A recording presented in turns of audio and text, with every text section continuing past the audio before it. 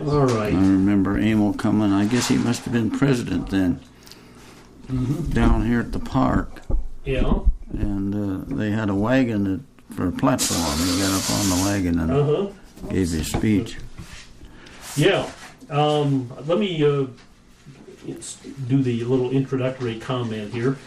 Cooperative Legacy Project interview number 54, November 13th, 2006. We're visiting with George Levin, former South Dakota Farmers Union State Board member and Farmers Union Marketing and Processing Association Director. George, where and when were you born? I was born here in Sturgis, July 4th, 1921. Okay.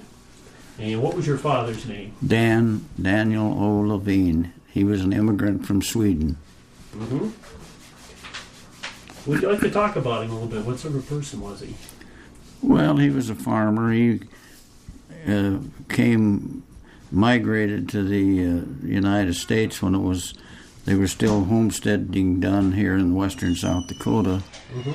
He came here to the area where I was raised at Hereford and homesteaded, and then he homesteaded, but then he didn't have any money. He didn't come with any money, of course, so he worked at the Homestake Mining Company, I don't know how many years, and then was drafted into World War I and went over there and spent 3 months on the front lines in France. Then he came back, and in 1918, I think he came back, and then he bought a place across the road from his homestead that had buildings on it. And then he and my mother were married in 1919, and I believe it was 1919. And then he proceeded to farm there. He spent his life farming there in that community. Okay. Did he consider himself to be more of a farmer than a rancher? Yeah, more of a farmer, because we had milk cows and raised hogs and chickens and sometimes turkeys. In the Depression, when the grasshoppers was as thick, we raised turkeys. And he never had really what you'd call a ranching operation. It was more of a farming operation. Okay. What was your mother's name? Dorothy Frazee. And they came to that Hereford community about the same year that my dad did, in 1910, and her mother and her two brothers and a sister homesteaded there. My mother was too young to take a homestead when they moved. They moved from a farm in Plankington, South Dakota, out here to western South Dakota. They put their stuff on an immigrant train, and I guess they unloaded at New Underwood and then trekked across the country over to Hereford. It's about 25 miles. What sort of a person was she? You want to talk about her a little bit beyond? Well, she was a homemaker, and worked hard. They raised big garden during the Depression years there in the 30s. It was hard to raise anything, but there was enough. She had enough room for a garden that she could plant the rows far enough apart so it could be cultivated with a one-horse or a two-horse one-row cultivator.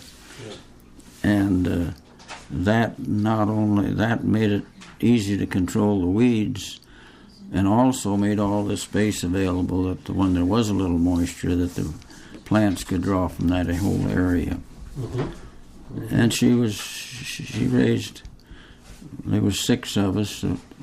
Actually 7. One died in infancy. I had 1 brother and 4 sisters. Okay. What were their names? Well, my brother's name was Clarence Levine. My sister's was Margaret and Darlene, Naomi, and Evie. Okay. What did they all do? Did they stay around here? No, they didn't. They went different places. One sister lives in Tennessee, and one lives in Illinois.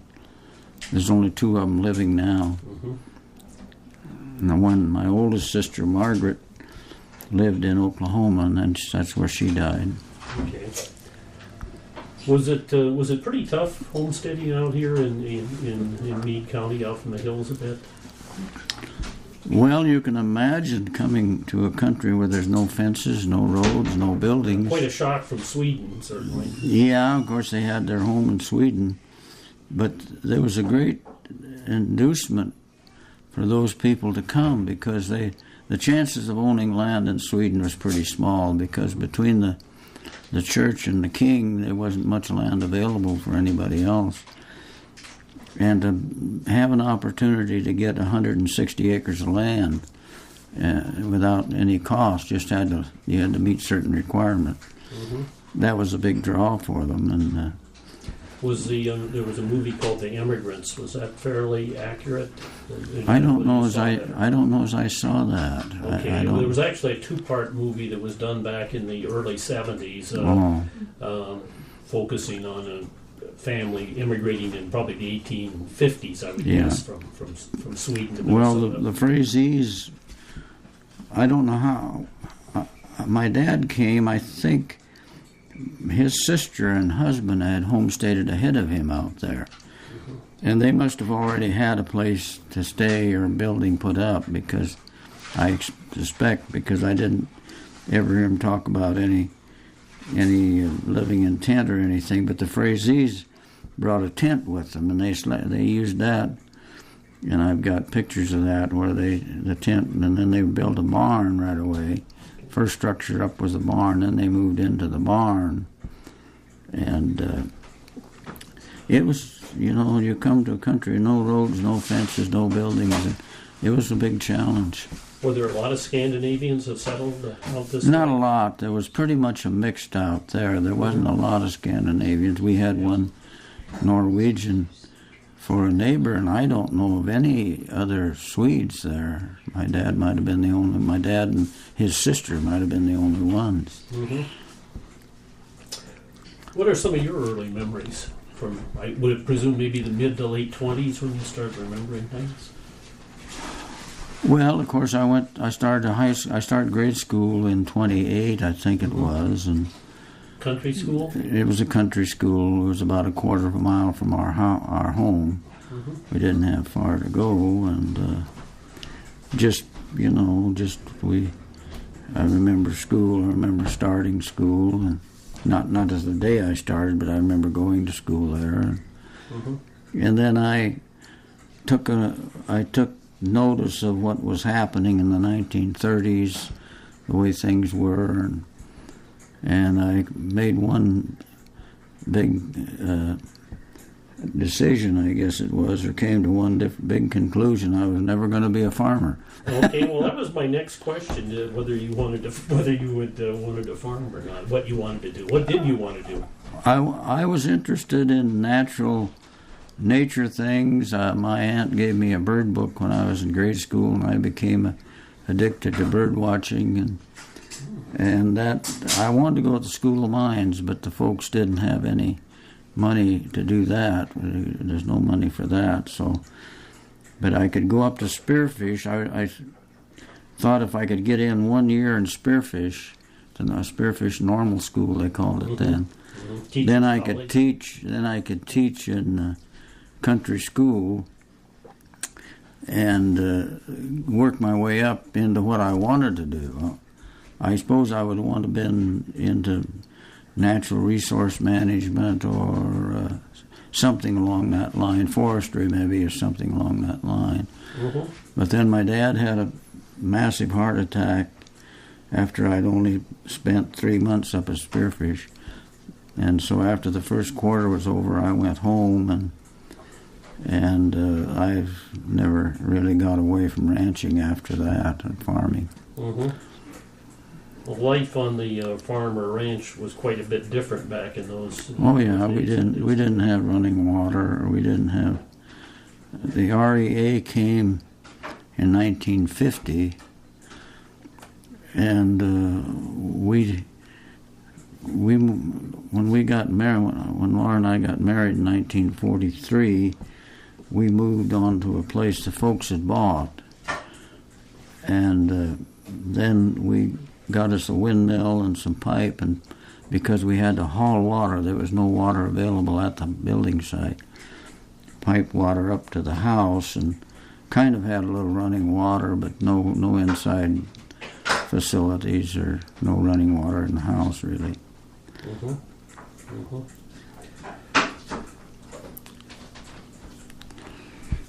Then in 1952, my brother and I started farming together after my dad couldn't work anymore.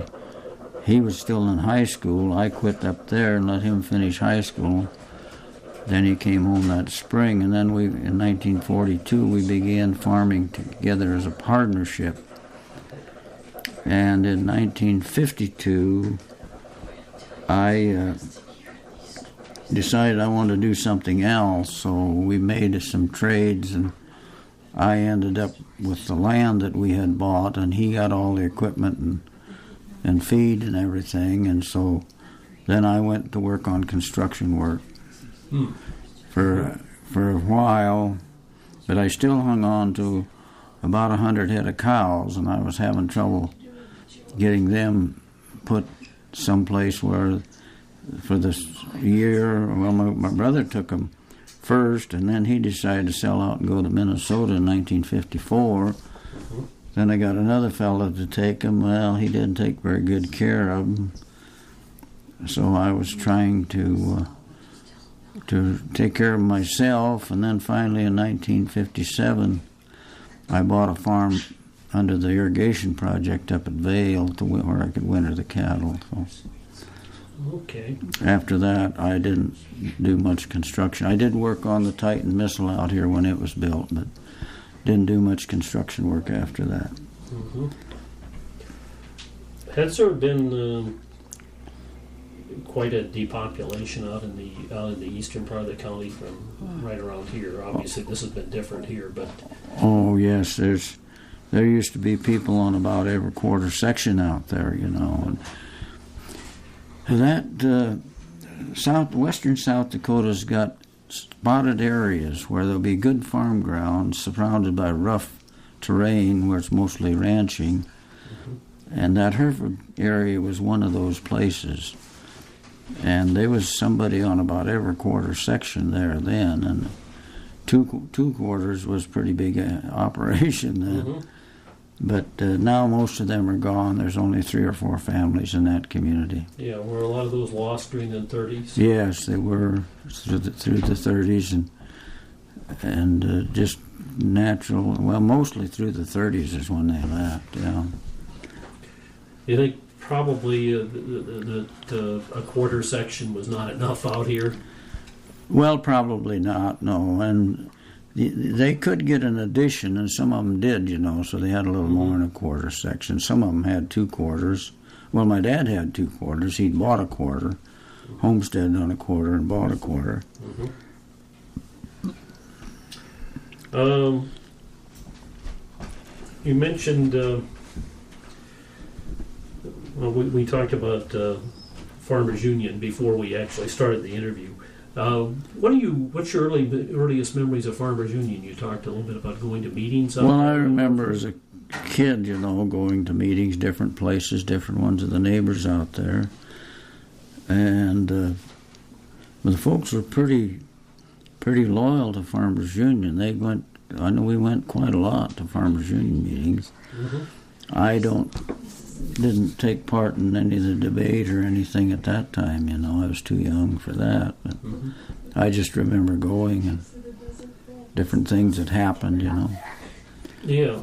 You talked about one guy throwing coins there or something. Well, I remember going one time, and this one fellow, he was one of the earliest homesteaders out there.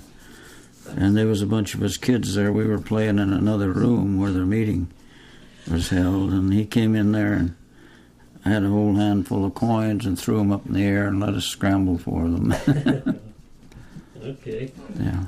Were there any cooperatives started out in this area? That's kind of characteristic of Farmers Union. Well, yes, there was in later years. The Cenex station at Union Center I don't remember what year that was. Now, let's see. We were still living at Newell then. We were up at Vale, up the place at Vale. It was in the 60s. Yeah. Well, let's see. I think late 50s. Late 50s, I think. Yeah. Were there any cooperative stores? I know in some communities, like down at Quinn, there was a cooperative store. No, there wasn't out there. There was just the family there had the post office, and they had a little store with a few things that you could, candy and tobacco and just a few necessities, you know. Roads were not too good around here in those days. Well, no. With the WPA, they improved the roads quite a bit, you know, because there was some graveling done, and that was one of the projects of WPA was the. Were there a lot of the guys out there that were still farming that worked in the WPA? Yes, there were a lot of people. Like they did in most communities, they built a dam, and I don't know how many tens of thousands of cubic yards in that dam, but that was all shoveled on wagons and hauled over there and dumped, you know. No mechanical equipment ever there. It's kind of instructive, you know. Today, they think to stimulate the economy, they do it by pouring the money in at the top, and they're supposed to invest so we have jobs. But the way the WPA worked, they give it to the people at the bottom. My dad went to work first with just a shovel, you know, shoveling gravel on the wagon to gravel the road, and then put on a team eventually and got a little more, paid a little more, and then they went to rip-rap the dam, that community dam they built, and they needed trucks because they had to haul that rock about 10 miles, so he took the Model T to town and traded it off for an International 6-speed special, which would haul more rock. Well, you see what that was doing was stimulating the economy. The fellow that sold the truck, probably his wife had wanted the kitchen remodeled, and so they hired a carpenter, and the carpenter, he probably then, after he got enough of them jobs, he needed a new car, so he'd go buy a new car, and that's the way they started out growing the economy under the New Deal. And what's so ironic is that Ronald Reagan was so unaware of what happened that he would get up and make speeches and talk about our problems all began with Roosevelt. And Roosevelt, capitalism was in the ditch. Capitalism was on its last legs until they found ways to get money in the pockets of the bottom, the people at the bottom, so that they could start spending and start things going again. Things started to get better in the later 30s out here. About 1937, we began to get some rain, and the folks rented another place, and then we had some good crops then, from then on. I don't know whether it was until 39 or 40 that we really had good crops, but I know that there was good crops then for several years, and in the 40s it stayed pretty good. So, of course, the war, I don't know whether just the New Deal would have saved the capitalistic system in America or not, but the war, spending of the war, gave a lot of stimulus to finally got things going again. So. Yeah.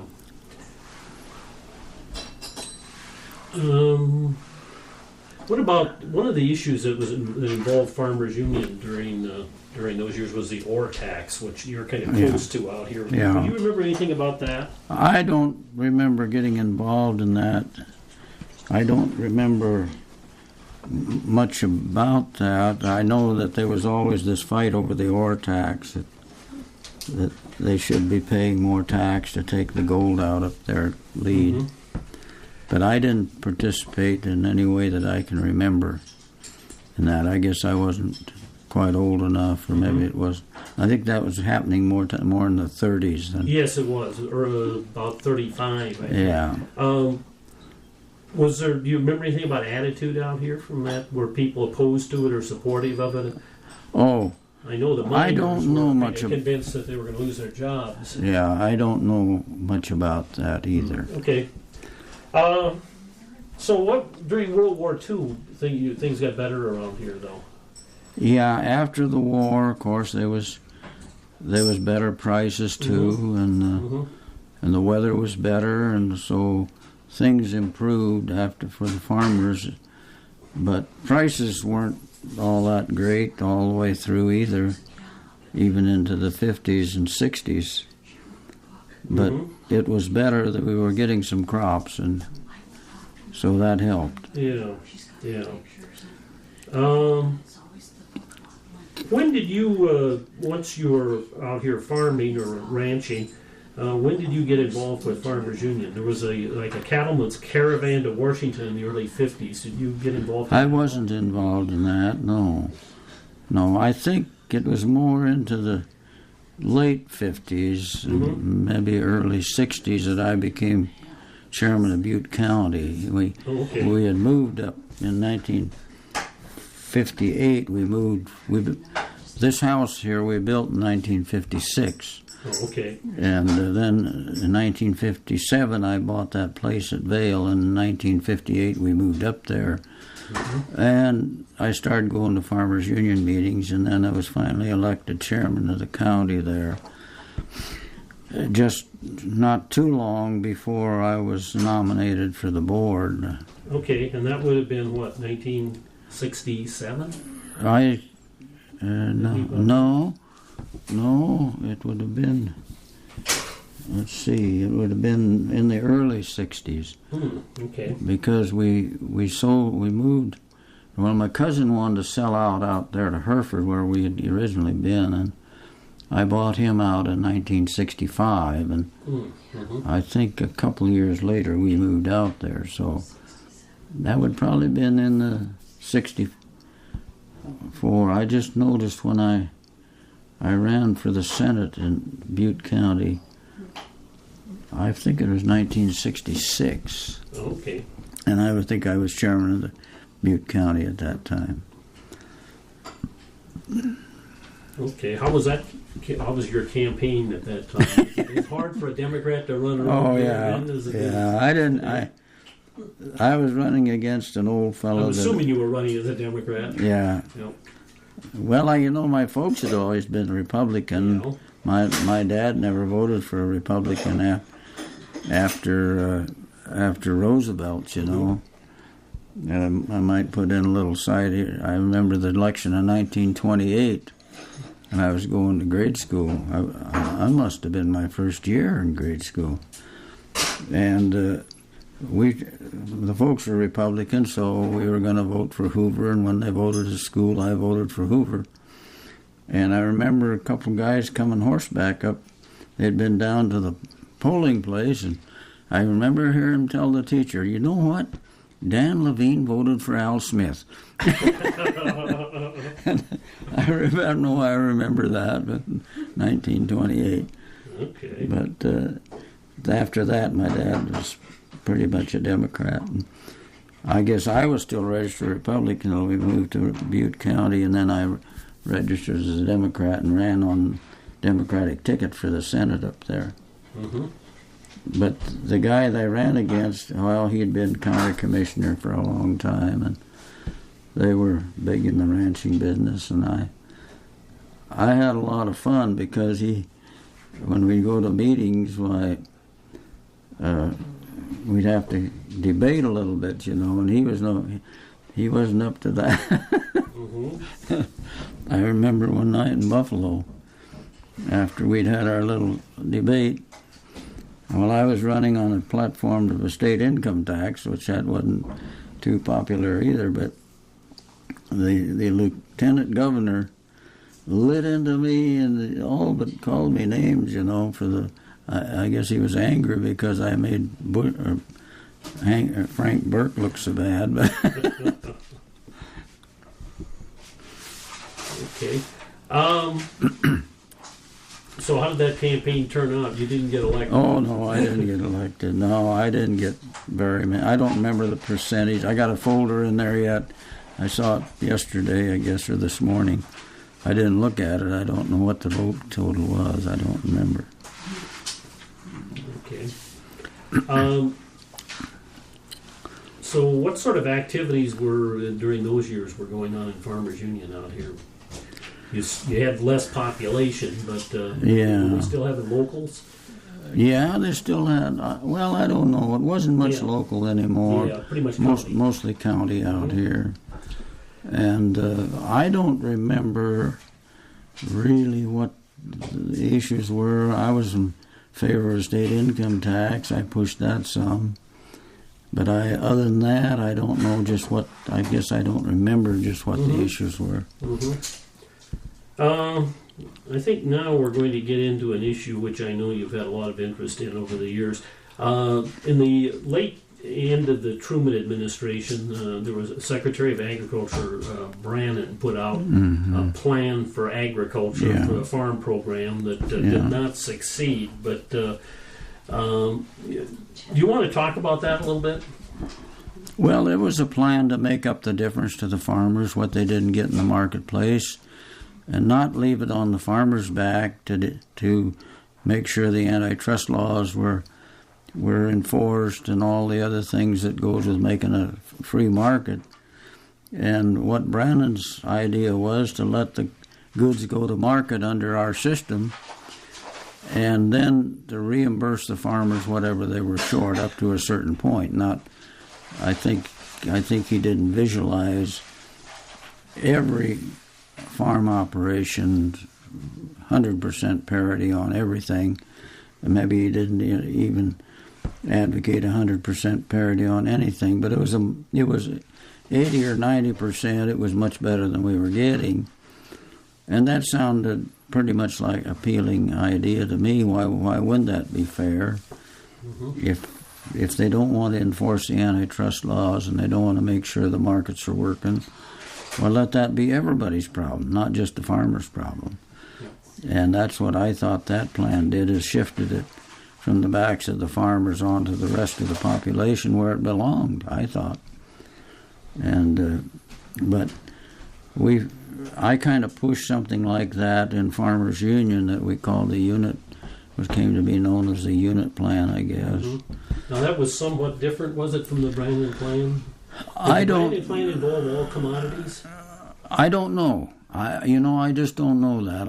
What I recommended, we have all commodities included, because I hear a little complaining now. The ranchers saying, "Well, we don't get these farm programs like the grain growers get," And but I don't know whether I ever studied just the intricacies of the Brannon plan.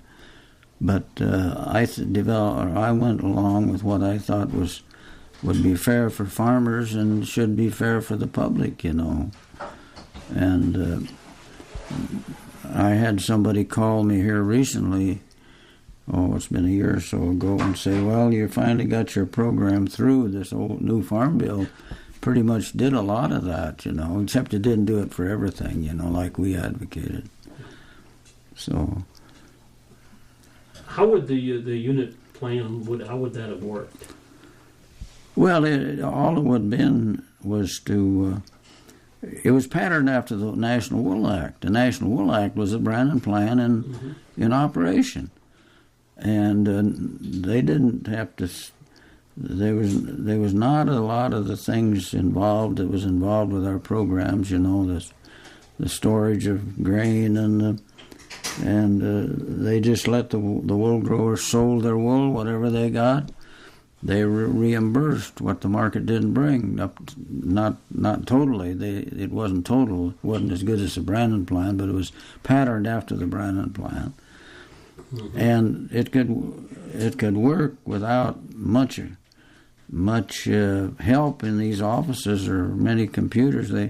Every time you go the offices, they've got another person and another computer, it seemed like. But so that was the It was the simplification of it and the justice of it is what I saw. Mm-hmm. Looking back over the decades since that was first discussed during the later years of the Truman administration, and then the discussion of the unit plans that developed in the late 50s, early 60s, and the 70s.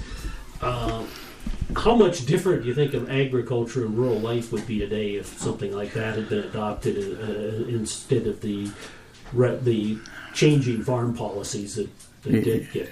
Yeah, well, I think we'd have more people on the land. There'd be more people could make a living out there, and I think we'd all be better off for that. Our place out there, we tried to expand and grow with what was happening, you know. I don't know how many places that we've replaced, you know. I don't know how many there would be. I never did take time to figure it out, but there's quite a lot of them.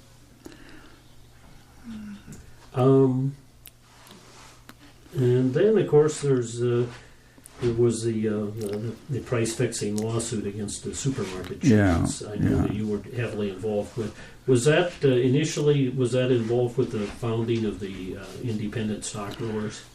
No, the independent stock growers came later.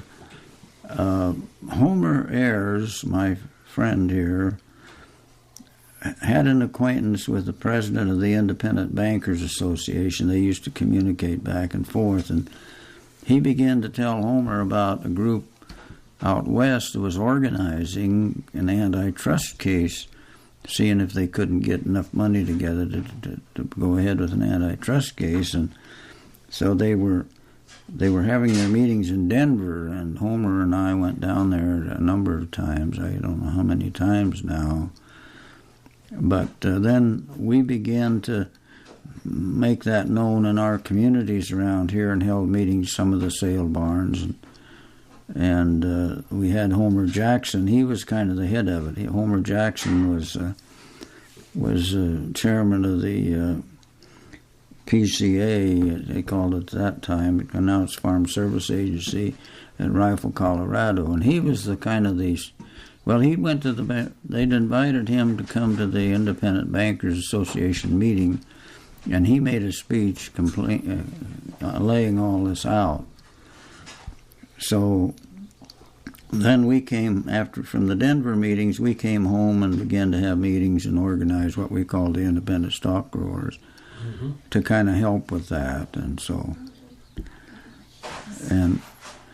then when it finally came to trial, it took 7 years to get it through the court system to trial. It was filed in 1968, and I think it was 1975 when the trial was held and when we got a decision. And so when it come time to prosecute the case, why, some of us here got called on to go out there, and it was my job to show the jury what I thought, what we contended the effect of price fixing was on the cattle business. And I was challenged in that by the retailers' lawyers because they said I didn't have a degree in economics and I wasn't able to make that evaluation. And I was shaking in my boots anyway out there in the Federal District Court of California on the witness stand, and these lawyers were arguing back and forth, and so finally it was noontime, so they had lunchtime. The judge said, "Well, I'll rule on this when we come back from lunch." They were objecting to my testimony. Well, they come back from lunch, and he turned to them, chain store attorneys, and he said, I think this is exact word, he said, "It's pure poppycock that you would contend that this man isn't an expert in his own business." He said, the laws of California have long held that people in agriculture are experts in their own field. And so he overruled the objection. Then I could go ahead and present to the jury what our findings were. We had a neighbor out there that was just our operation. We did a lot of farming, and we had a neighbor out there that was just in the ranching business, so we took him as an example, and then we came up with the retailers' price fixing. It cost the ranchers 20 cents a pound on everything they sold, and the jury bought that. And so the outcome there was that they awarded $32.5 million to these 6 plaintiffs. I wasn't a plaintiff. I was originally a plaintiff, and then they said, well, they had a meeting in Denver in which I remember walking up there, I was shaking, I could see the chain stores probably coming after me, but I signed up as being a plaintiff anyway. And then we got word that they wanted to cut it back, and they just chose 6 out of the group there in Denver that they'd picked, and I wasn't one of them. So then... But there was $32.5 million as the jury award to those 6 people. But then they were going to appeal it, and our attorney said, well, if we still had the Warren Court, I wouldn't be afraid that the appeal we would be sustained. But he said, we don't have the Warren Court anymore. And so they settled without going through with the appeal at actual damages. See, under the antitrust laws, if you can prove price fixing, you get 3 times your loss. Mm-hmm. And the 3 times the loss was the $32.5 million. They settled out of court for a third of that, and then he got $1 million for the groups that had supported. Our attorney said, well, we got another bunch of people coming after you. So we got $1 million that we distributed among our membership, and we didn't get. I think it amounted. There was quite a few people involved altogether in this different states, Colorado and Montana and Wyoming, South Dakota and California, and I don't know how many more. It amounted about $1,500 for each member of our organization. So. Mm-hmm. Did that resulted in was it a court decision or something? The Illinois brick decision. Well, did it kind of block those kind of things in the future? Well, the Judge Oliver Carter, which he was a very fair person, he said he allowed this to go ahead as a class action. Everybody in that class could bring suit. So there was about 15 groups across the United States that gathered up people and money. We had to pay so much, I think. And we had a group here. I think we had about 70 people here involved, and there was those cases were all referred to the court in Texas. And in the meantime, the state of Illinois had sued some contractor.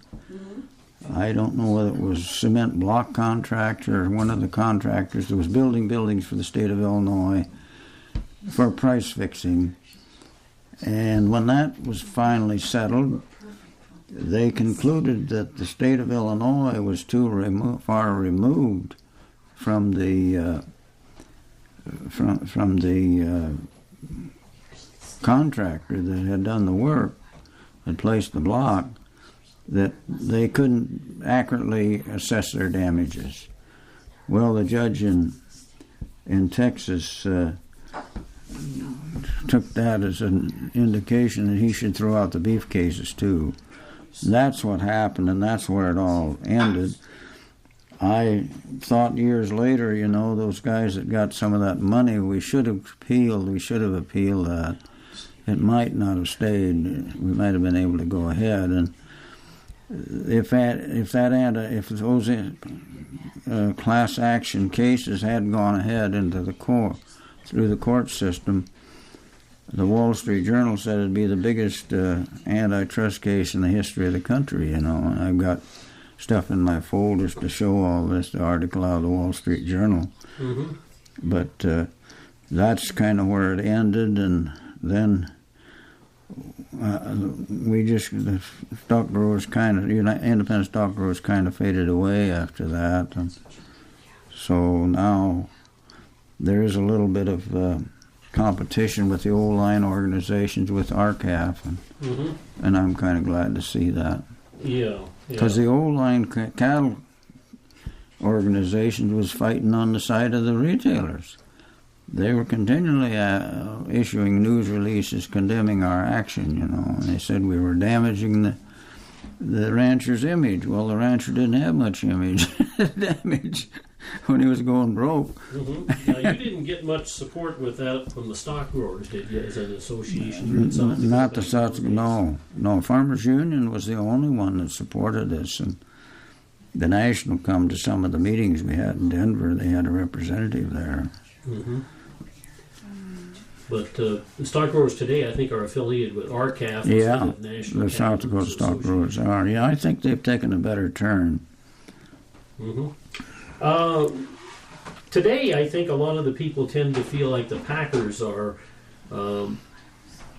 have managed to gain more of a monopoly in a handful of packers in several commodity issues, particularly pork, beef, and things like that. Do you think that situation has changed any since the days when you were looking at the influence of the retailers? Well, our research showed that the retailers controlled the market. They were the ones that made the bid, and it was bid and reject, and so they could be, if a packer was turned down, he wouldn't know where he was at, somebody else must, and maybe he didn't anybody underbid him. From our research, we became convinced that the retailer was in the strong position of setting the prices on meat because they buy big quantities of it. The bigger these stores got, the more they buy.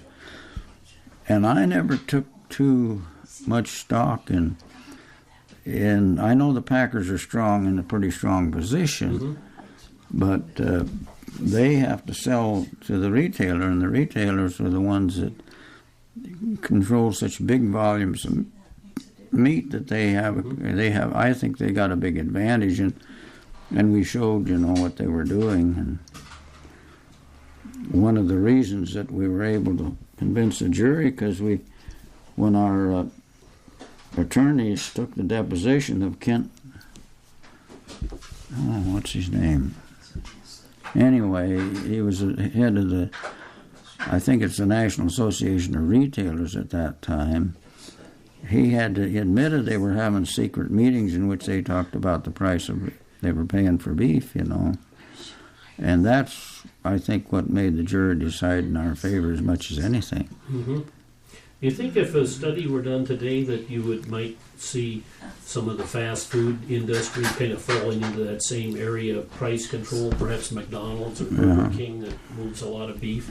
I don't know whether they do enough volume but McDonald's does a big volume. I don't know. I really don't know whether they would have an influence there or not, but I still think the retailers are pretty much the ones that set the price on beef. And the packers, they have to, as they used to say, sell it or smell it,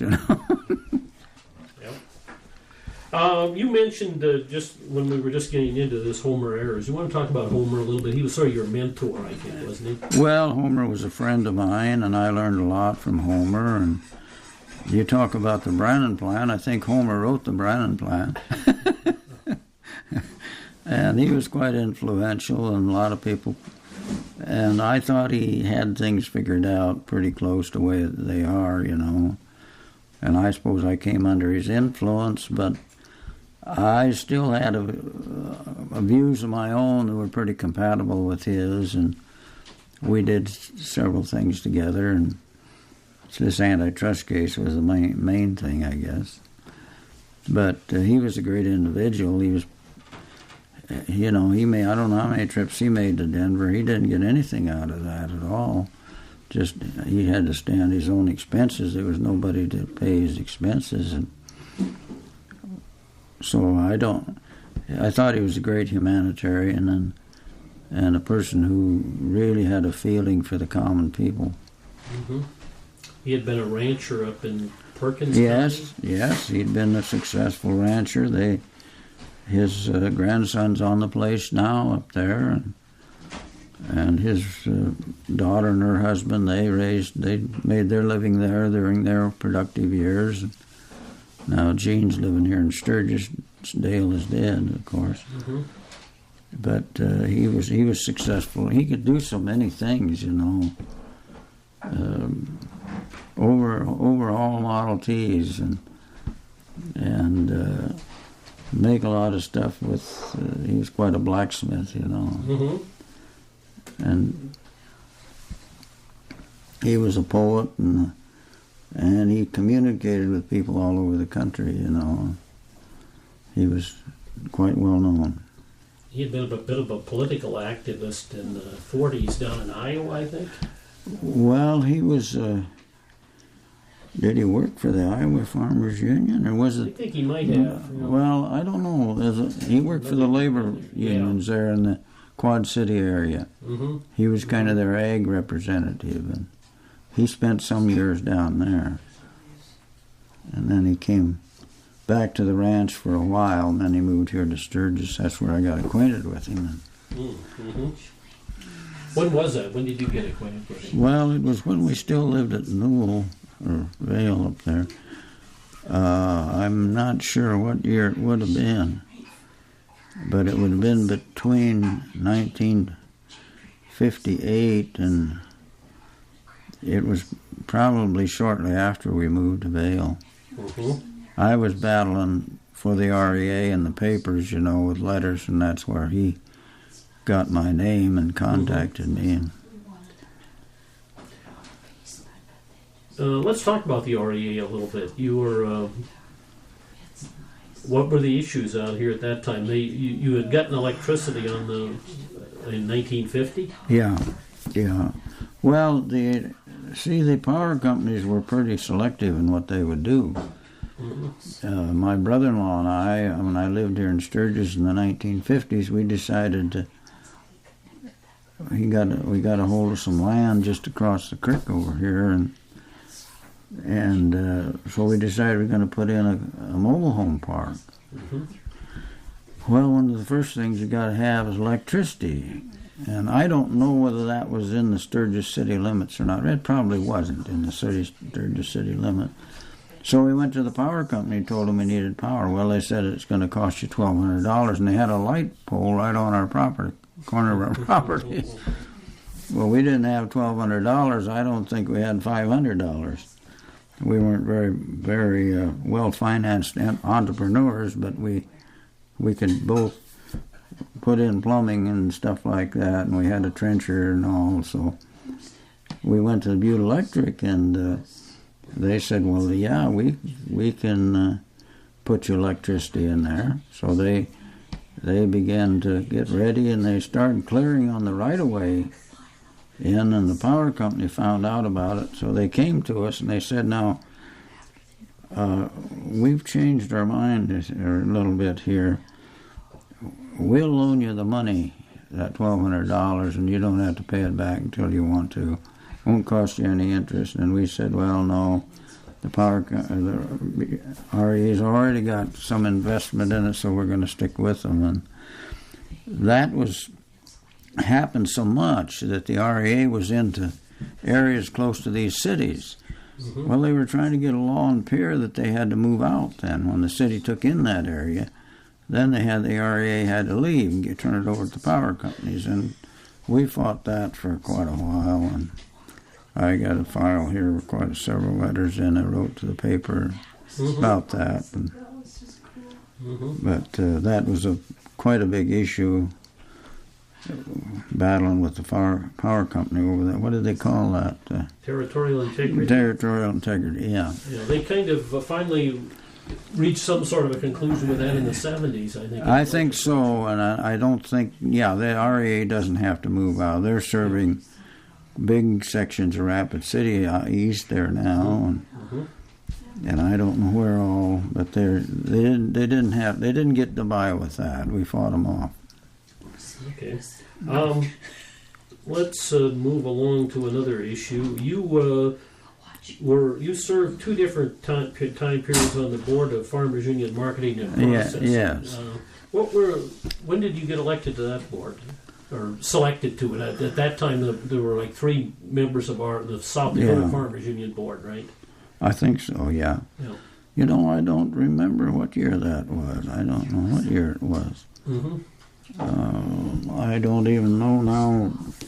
I got files on all this in there, but I don't know what. I don't remember what years I was on the board and what years I wasn't on the board. I was off for a while, and then when Frank Butler was killed in that then I was put back on. And I guess I was never completely satisfactory to the powers that be, because I pushed for policy for farmers, you know, all the time, and I didn't think some of our leaders pushed enough. So we were at odds sometimes with them, and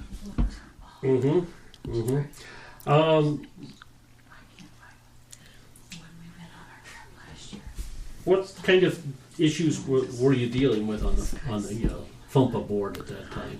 Well, most of the things that we were exposed to, if there was an expansion of a unit, the everyday operations, we didn't have anything to do with that. They were still running livestock operations at the stockyards. The stockyards. Yeah, they still had that, and we didn't have much to do with that either. Just review what had happened, you know, and once in a while we'd have to make a little decision, but it wasn't too much. Yeah.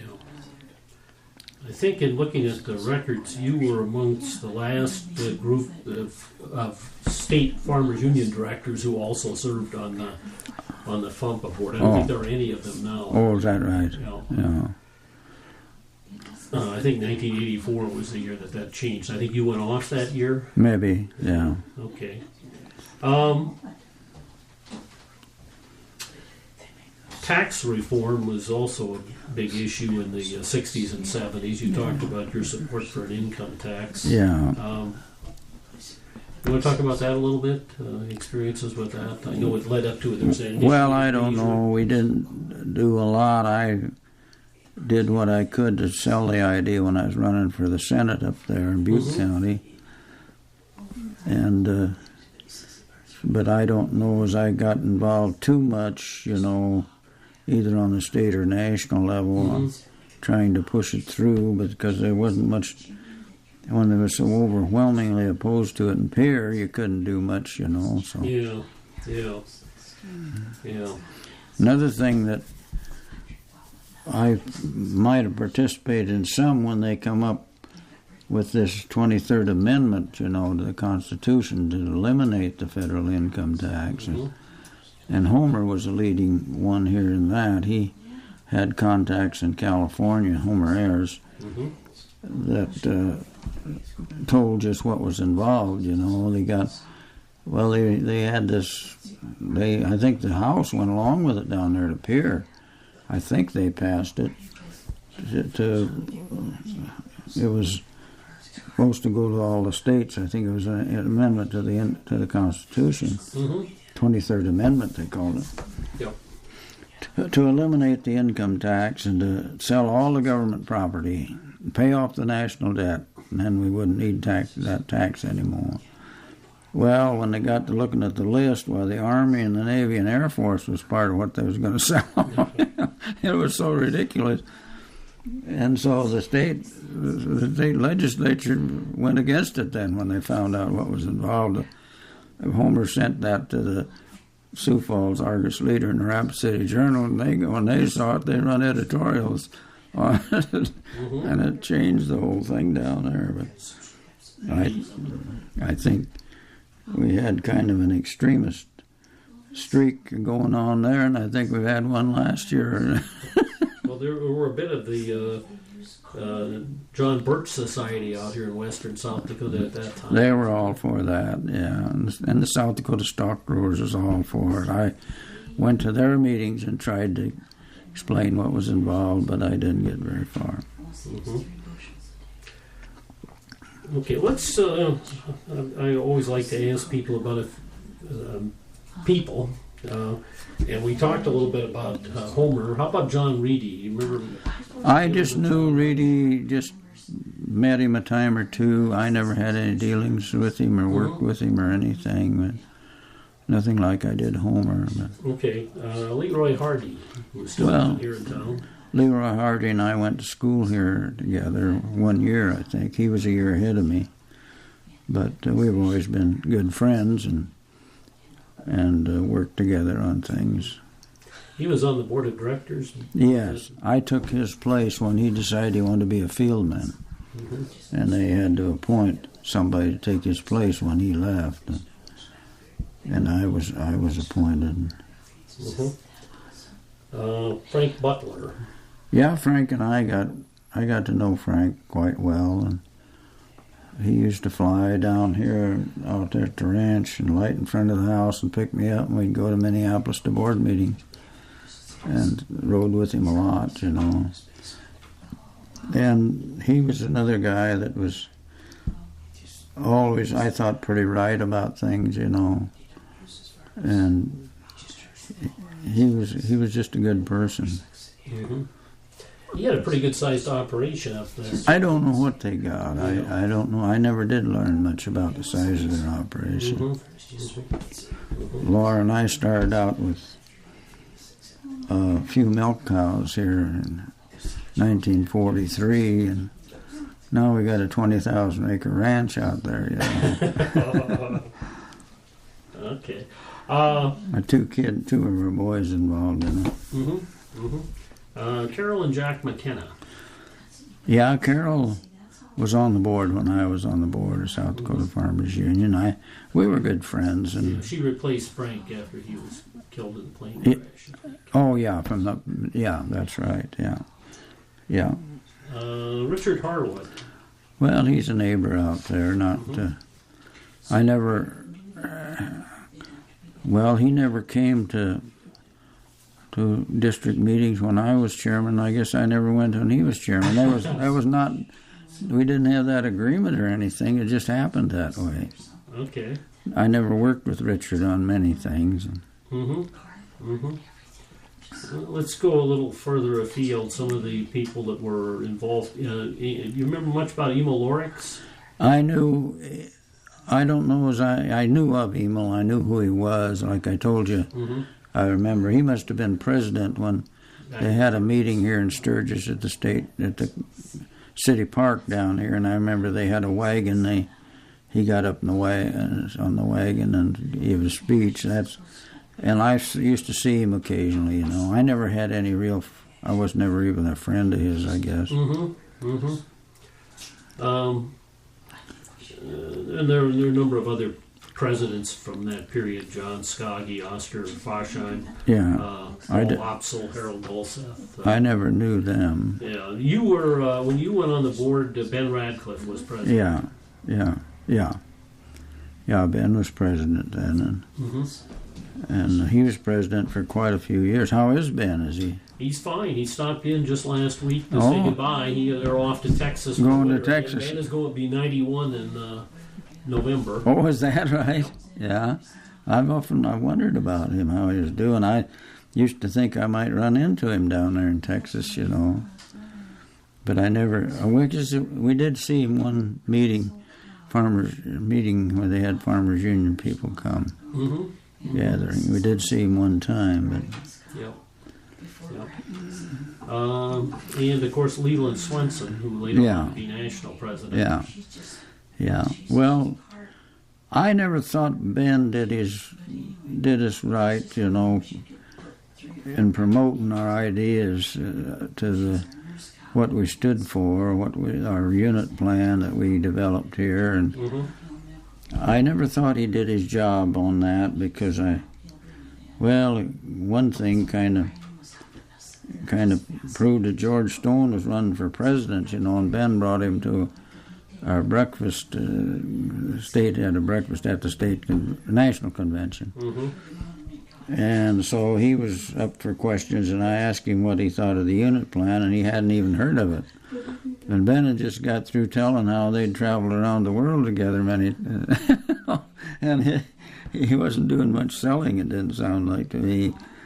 So I kind of resented that with Ben, but yet I liked Ben, you know. And I was involved partially with Leroy's Weedle's attempt to gain the presidency, and I never really enjoyed that too much.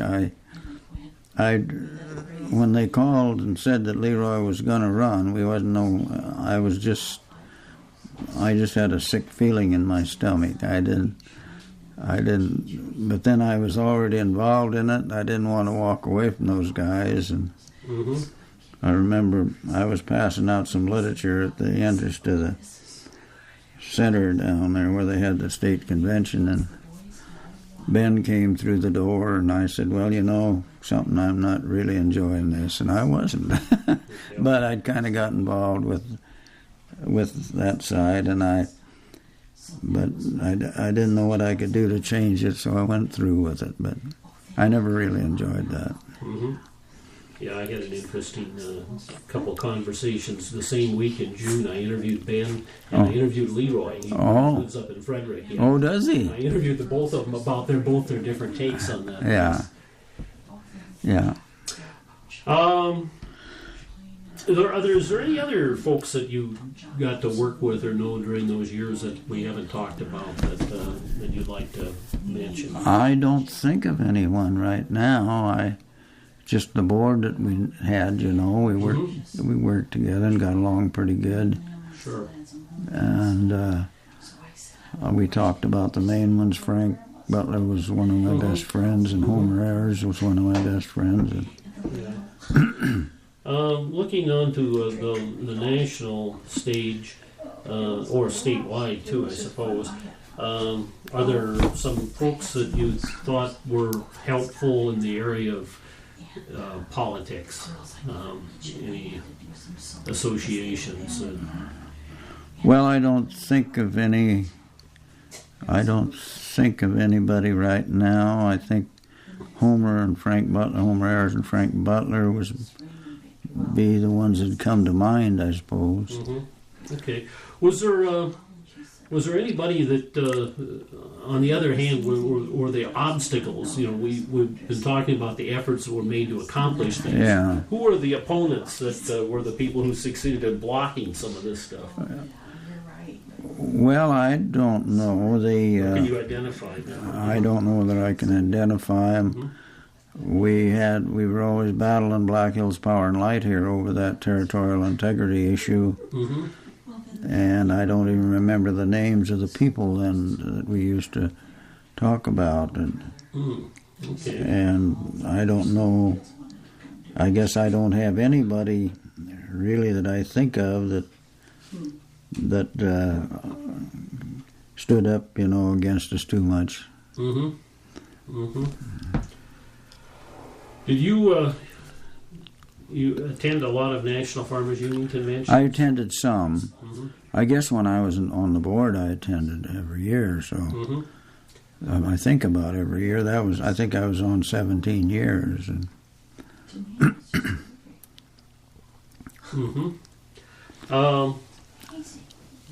I think we made a trip to the Consumer Federation. One time. Yes, in Washington D.C.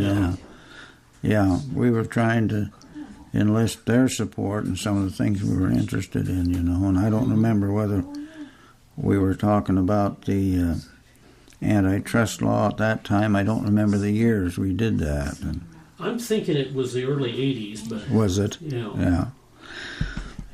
Mm-hmm. You retired from the board in 1984, I think, if I look at the record. I think so, yeah.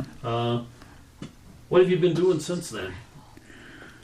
Well, I was still farming, you know, then. And in 85, the 80s were kind of tough, you know. We did a lot of expanding in the fall of 1980, which was a long time because of the things that transpired after that, grassland that we paid $115 an acre for, in about 3 years is worth $40 an acre. And that was kind of hard to swallow. Yeah. And so I was involved out there then I think it was in 1885 we moved in here. We'd had this house since in the 50s and had it rented out. Then we moved in here. And then I went out and did the farming for them out there. We had take turns running that 4-wheel drive tractor if we needed to. Laura was working too. We'd go out there through the week, and then we still had a house out there, and then come in here and rest up over the weekend so we'd go get back again. And then in 1994, maybe it was before that, it might have been 93, I began to think if we're going to do any traveling, we got to get it done, because our age was creeping up on us. And so I found a fellow who would take over, we could rent all our farm ground to.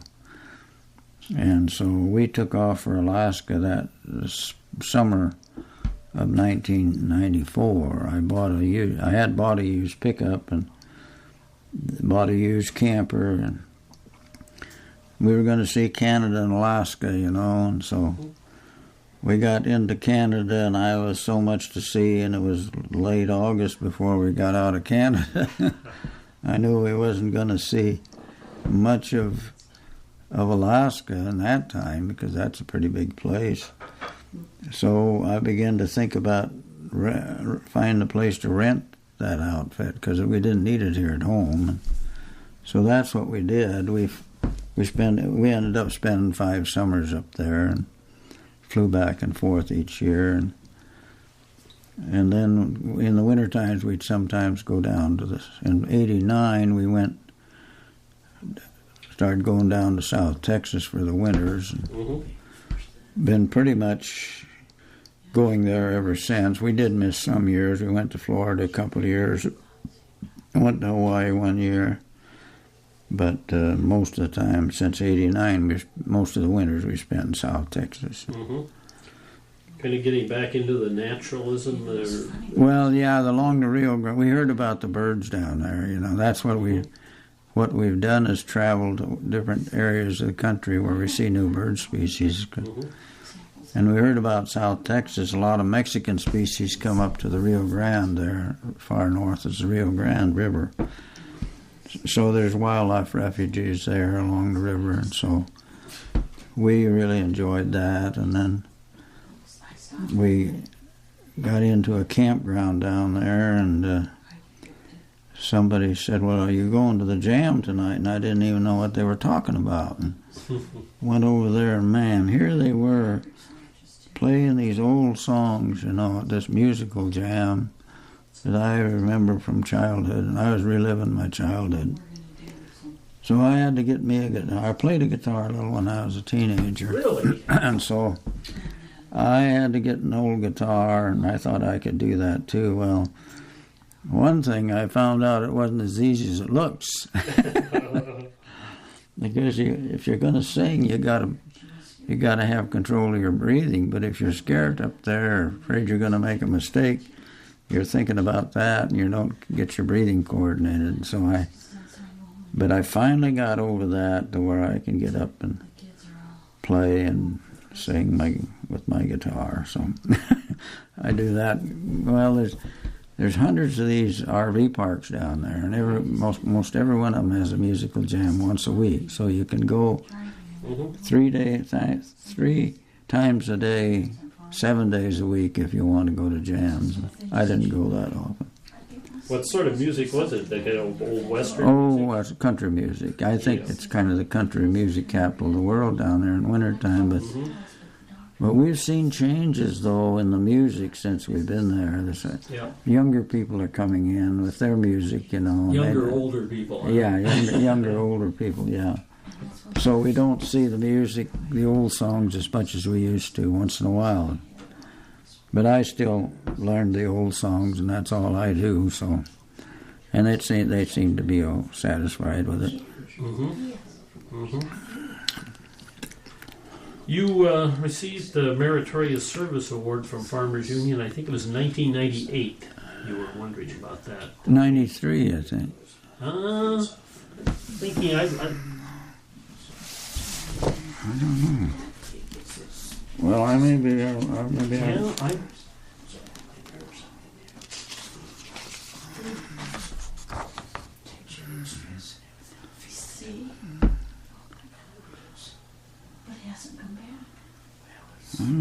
Where I thought I saw.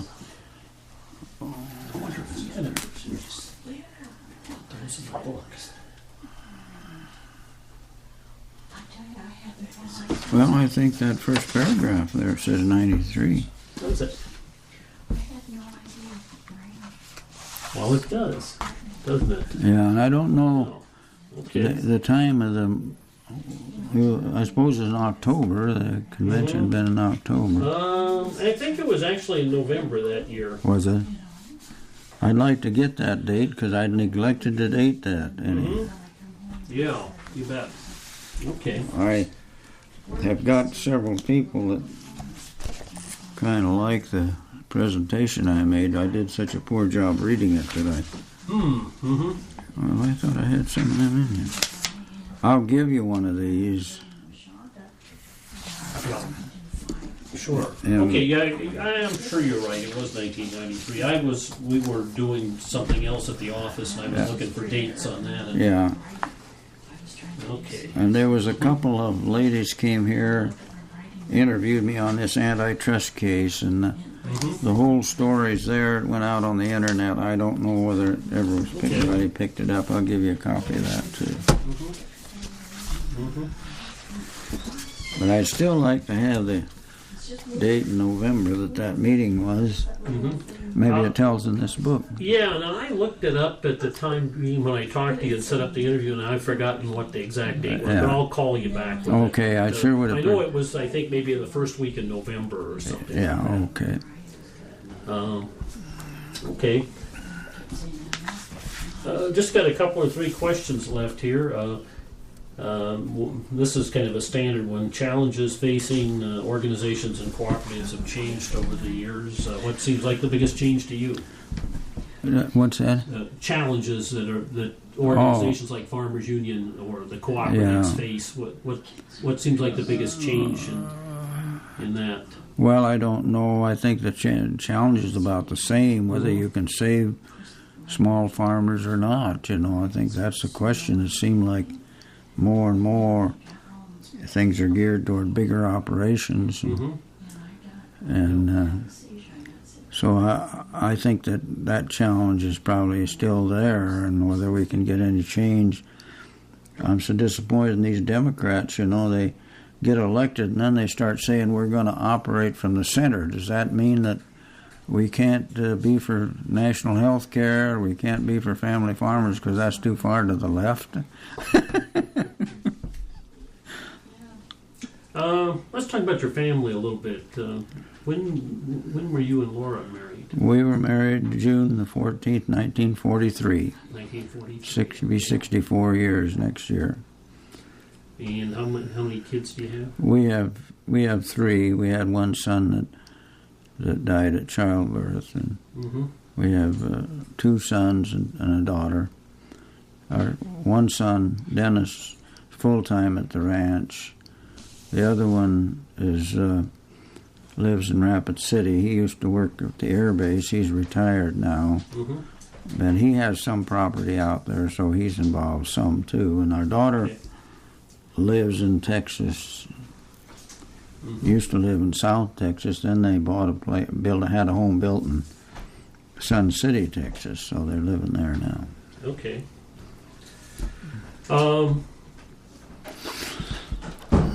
Couple more questions here. Are you optimistic or pessimistic about the future? Well, I don't know. I like to think that people are finally going to learn the things they need to learn. We need everybody to learn in order to quit. And I guess I guess I have a view that's probably a little bit to the left of some, that I wonder if the capitalistic system is the answer because of all the competition and throat cutting and whether we wouldn't be better off with a system where we had less competition and more dividing of the resources. And I know that I'm in a minority view in that probably, but I wonder what the fate of the human race is under the system that we're operating, But I think any change is quite a ways down the road. I don't expect to see it, but I guess I'm optimistic to that in that way, that I think that people will have to change. We'll have to change the way we do things. Is there anything that you would like to mention or discuss that we haven't touched on so far? I don't think of anything. Okay. I don't think of anything. Okay. We've been visiting with George Levin. Thank you for taking part in the Cooperative Legacy Project. Okay.